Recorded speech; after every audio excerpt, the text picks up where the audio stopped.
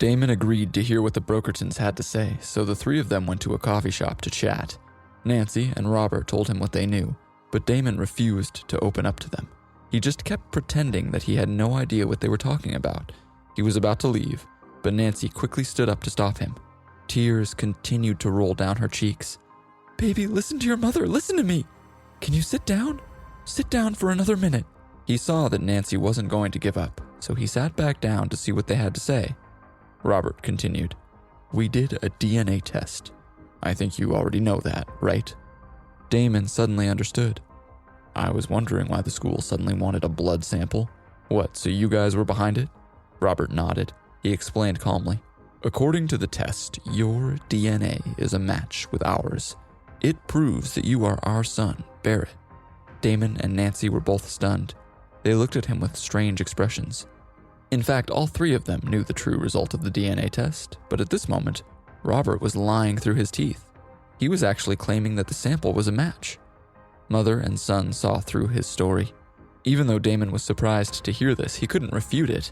If he came out and said that it was impossible, he would be admitting to sending someone else in his stead. In fact, he knew better than anyone else whether or not he was related to the Brokertons. Robert had backed him into a corner. If his son claimed not to believe him, he could ask him to do another DNA test to settle the matter for good. If Damon didn't agree, it proved that he was hiding something. If, on the other hand, he did agree and took another test, they would have conclusive evidence that he was related to them. Therefore, no matter what Damon did, the Brokertons would get an answer. After a few moments, Damon quickly came back to his senses. When he spoke, his voice was low. Firstly, I don't believe you. Secondly, I am not your son. Furthermore, I already have parents, so it's impossible for me to be related to you. Please, don't waste my time anymore."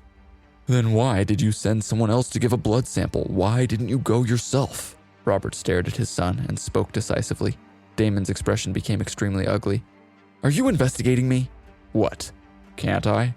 I saw the surveillance footage of the street outside the clinic that day. You never went. Instead, you sent your classmate, Quinn. You also gave him the $1,000 payment as well, didn't you?" Robert didn't deny his son's accusations. This was his long-lost child, and he desperately wanted to find him. It would have been strange for him not to investigate. "Shameless.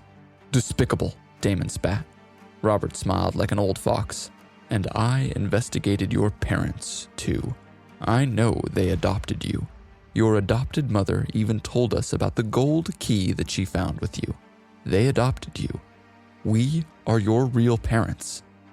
Nancy nodded as her husband spoke. Then she quickly took out the gold key from her bag. Damon's expression froze when he saw the key. No wonder he hadn't been able to find it lately. Had this woman actually picked it up? He remembered the fight he had gotten into with her bodyguard, Regan. He remembered Regan bending down to pick something up off the ground after the fight. It must have been the key. He must have dropped it accidentally. He hadn't expected Nancy to have it. In light of this, it was no wonder that she had collected blood samples from all those students. His own negligence had caused this entire situation. Fate had intervened and brought them together. At this moment, Damon thought of something else. "You didn't do anything to them, did you?" The key wasn't important now. He was more concerned about his parents and his sister. Had the Brokertons threatened them? With their power, they could make the walkers disappear by waving their hands. Robert responded in a low voice. "Do you think I'm the kind of person who does not distinguish right from wrong? Do you think I'm heartless? The walkers raised you. Nothing I can do would ever be enough to thank them. How could I cause them harm?" Damon heaved a sigh of relief. "I'm warning you now. The walkers are my family. I am not your son. If anything happens to them, it doesn't matter how powerful you are. I will make you pay. You'd better remember this." After issuing this threat, he quickly stood up and left. Nancy got up to follow him. If her son left, she might never see him again. She was not willing to give up so easily. However, Robert stopped her. "Dear, forget it. Let him go." When she heard this, she froze, but her gaze was locked on the door that Damon had just exited. She felt a mixture of nostalgia and disappointment. Her husband stood up and sighed. He soothed. "Give him some time. We don't want to put too much pressure on him. He will come around." Now that they were sure he was their son, everything would be fine. Robert did not take his son's words to heart. After all, they had been separated for more than 10 years, and they were strangers to each other. Nancy knew her husband's words made sense, so she nodded quietly. However, the tears didn't stop rolling down her cheeks.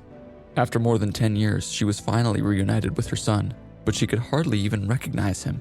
Was there anything more depressing? However, what made her even more uncomfortable was how Damon felt about his adoptive parents. Compared to her and Robert, his relationship with them was much closer. Although she understood, she couldn't help feeling jealous. She would give 10 years off her life to have Damon be protective of her and Robert like that. However, she knew she had gained something today. After all, this was the first time in more than a decade that she had talked to her son as a parent. On top of that, his reaction confirmed the relationship between them.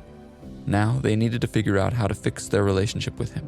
They would show him how much they loved him, and everything would be fine. Eventually, they would change his mind. Naturally, Damon did not know what the Brockertons had been up to. He hadn't expected them to find him so quickly. After parting ways with them, he went to the mountain behind campus to take a stroll and think. When he got back to his dorm later, he found the atmosphere to be quite lively. Theo, Xander, and Hector were all chatting together, and some of the women from room 201 were also there. Riley, Willow, and Jillian had stopped by to talk about plans for the summer vacation. It turned out that Theo and Xander had both joined the school basketball team, and the team had recently been invited to compete in the inter-school league. They had even been offered sports scholarships. Furthermore, the team would be traveling all over the country to compete. The girls were planning to come and see some of the games in different cities this summer. At this moment, they were discussing where they wanted to go. Quinn, on the other hand, did not join in the conversation. Everyone else was chatting happily, but he was still at his desk studying programming. Ever since Damon told him that he could have a good job with Everbright, he had worked very hard. Damon would test him whenever he was ready, and if he was good enough, he could start working for the company. Seeing that Damon had returned, Theo and Xander hurriedly called him over and told him their plans. They wanted him to come traveling with them this summer. Riley, Willow, and Jillian all waited with anticipation to see what he would say, but Damon shook his head. "I have a lot of things to do here. Next time, okay?" Everbright had just secured financing, and furthermore, Old Century and the online Astromar community were still growing in popularity. He had too many things to deal with, so he couldn't take another vacation right now. When Damon's friends heard that he couldn't come, they all looked disappointed. Riley, Willow, and Jillian looked at the guys in confusion. The women had keen senses. They could tell that Damon was the unspoken leader of the friend group. They knew that he played basketball and had coached Xander and Theo before. Because of this, they were surprised that he didn't want to come and see any games. What was keeping him so busy? Riley and Willow did not know about Damon's secret talents. Only Jillian did. Such things would seem unbelievable to most ordinary students. Riley had long considered Damon a joke. She didn't think him capable of such achievements. However, Jillian now knew better. She was still kicking herself for being so short-sighted and breaking up with him. By chance, she had discovered how truly wonderful he was, but it was too late. By the time she realized this, his feelings for her were history. No matter how much she regretted her choice, there was nothing she could do. It was dinner time, and Theo, Xander, and the others were tired of discussing summer plans. They prepared to go eat together and asked Damon if he wanted to join them. Damon was having some technical problems with the Astromar community forum, so he did not want to go. He watched them all leave the dorm together. He worked on the computer for a while, and then his phone rang. It was Fiona calling. She asked if he had eaten yet. When he said he hadn't, she told him she'd get takeout and come meet him. He agreed and hung up. Then he got back to work while he waited for her. 5 minutes later, he heard a knock on the door. Wow, that didn't take long, he thought to himself as he went to let Fiona in. The door swung open and he saw a woman standing outside. It was not Fiona. It was Jillian. She was the last person who he wanted to see. He was stunned for a moment, but then he regained his composure and smiled. "Did you finish eating already?" Jillian shook her head and glanced at him. She explained softly, "I just came to take my coat. I forgot it here." He looked around the room and saw that her coat was indeed hanging behind Quinn's chair. He invited her in, and as she walked past, he could smell her sweet perfume. She walked across the dorm and took her coat. But after, she did not leave. Instead, she turned around and looked at him with her charming eyes. Her tender gaze softened his heart. "Damon, will you come traveling with us to see Xander and Theo play?" she asked. Her tone was soft and she sounded like she was pleading. "No, I have some things to do here. I can't make it," he replied. Seeing that he wasn't going to change his mind, Jillian felt slightly hurt. Then she continued, "Do you know what? Jonathan and I broke up." He frowned and wanted to ask what this had to do with him. However, when he saw the look in her eyes, he stopped himself. He could see the emotion welling up in them, and he didn't want to hurt her. Therefore, he simply kept silent and pretended he hadn't heard her. She walked over to him and softly asked, "Don't you want to know why I broke up with him?" He still didn't say anything. She went on, "I don't like his personality, and we have different values, so I ended it." When Damon heard this, he could not help but sneer. "Is that so? I thought you and Riley were both desperate to join his group of elite friends." When she heard this, her eyes filled with a look of despair.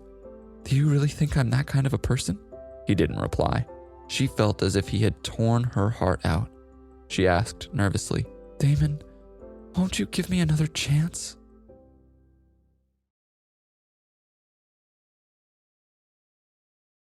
Paris.